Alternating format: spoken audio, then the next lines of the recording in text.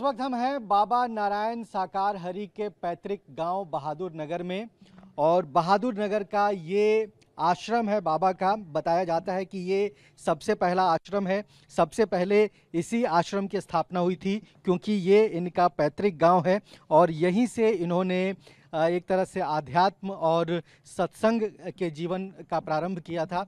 बहुत बड़े इलाके में, बहुत बड़े एरिया में ये पूरा आश्रम फैला हुआ है। हालांकि लोग बताते हैं कि यहाँ पर बहुत ज़्यादा चहल पहल रहा करती थी। बड़ी संख्या में यहाँ पर जो सेवादार हैं, जो आश्रम के भक्त हैं, वो यहाँ पर नज़र आते थे, लेकिन अभी उतनी ज़्यादा भीड़ नज़र नहीं आ रही है। कुछ लोग ज़रूर यहाँ पर बैठे हुए हैं। जो रात का भोजन है उसका प्रबंध किया जा रहा है। और बाबा जी आखिरी बार कब आए थे? गाँव के लोग यहाँ पर सेवादार के तौर पर नवंबर 14 से सत्य का साथ बंद है पूरी तरह से। अच्छा, ये आश्रम बंद?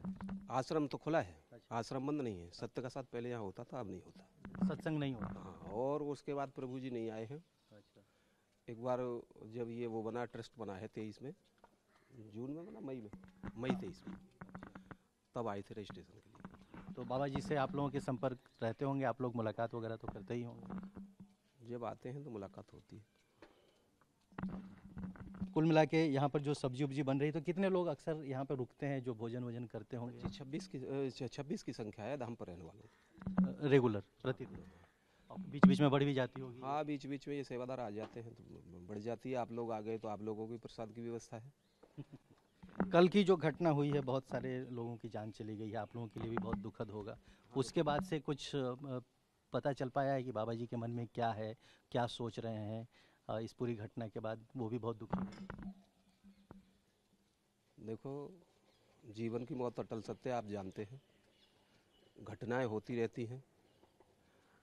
ये क्या कमी रही, कोई तकनीकी खराबी वो रही जो उन्होंने देखा नहीं समय पे, और कोई गड्ढा है तो हमको दिखाई देता है। देखना चाहिए, संयम से काम लेना चाहिए, और जो वहाँ की समिति है वो जिम्मेदार है, उसमें परमात्मा का कोई रोल नहीं है। अच्छा, आप ये कह रहे हैं कि जो ऑर्गेनाइजर हैं, जिन्होंने इस कार्यक्रम को ऑर्गेनाइज किया था, उनकी जिम्मेदारी है? उनकी जिम्मेदारी है। वो चाहते तो उसके अलावा प्रशासन की जिम्मेदारी है, प्रशासन को देखना चाहिए। आप यहाँ इस आश्रम में किस भूमिका में हैं? हम आश्रम सेवादार की भूमिका में। कुछ बाबा जी के बारे में कुछ पता है, वो कहाँ पे होंगे? चौकी पे पहुंचो, चौकी वाले बताएंगे सर। चौकी नंबर 1 पर। तो देखिए, अब आप अपना नाम बता दीजिए। जितेंद्र सिंह। तो जितेंद्र सिंह से हमारी बात हो रही थी, जो यहाँ पर सेवादार हैं। उन्होंने बताया कि जो कल घटना हुई है उसमें ऑर्गेनाइजर्स की भूमिका हो सकती है, उसकी जांच होनी चाहिए। प्रशासनिक लापरवाही की बात भी इन्होंने की है। और फिलहाल हम आश्रम की ये तस्वीर दिखा रहे हैं। आखिरी बार लगभग 1 साल पहले बाबा यहाँ पर आए थे, उसके बाद से यहाँ पर नहीं आए हैं। और ये पूरा आश्रम जो है काफ़ी बड़ा है, काफ़ी खूबसूरत भी है। और पहले यहाँ पर सत्य की कथा का कार्यक्रम आयोजित होता था, लेकिन पिछले कुछ सालों से वो बंद हो गया है। आश्रम में आप देखेंगे तो बहुत सारे कमरे यहाँ पर नज़र आ रहे हैं। 1 2 3 4 और इस तरह से करीब 7-8 कमरे एक तरफ हैं। लोग यहाँ पर नहीं हैं। निश्चित तौर पर कल की घटना के बाद जो